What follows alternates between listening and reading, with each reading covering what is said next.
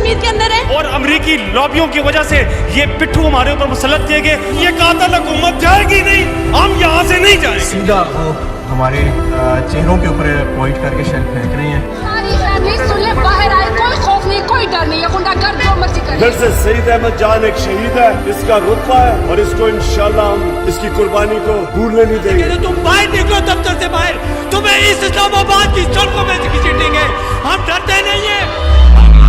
कि पहली मर्तबा आपको टक्कर के लोग मिले, पहाड़ों से उतर के नहीं आए, ये पाकिस्तान की मिडिल क्लास, ये अवाम का समुंदर लेके हम चीजों का रहे हैं।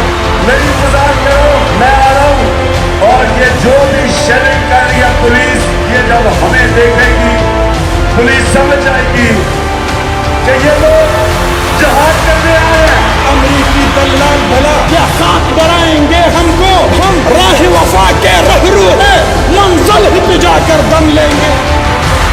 मेरी सारी कौम मुत्तफिक है कि वो ये इम्पोर्टेड हुकूमत को किसी सूरत कबूल नहीं करेगी। You only lose when you give up.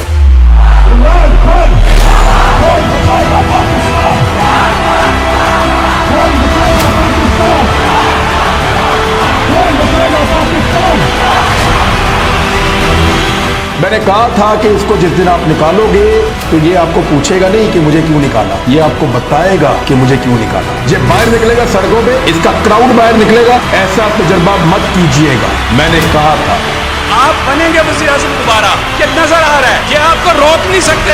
मैं अपनी कौम को आज कहता हूँ कि आप इलेक्शंस की तैयारी करें और आपने फैसला करें। किसी बाहर की कुव्वत, किसी करप्ट लोगों ने फैसला नहीं करना कि इस मुल्क का मुस्तकबिल क्या हो।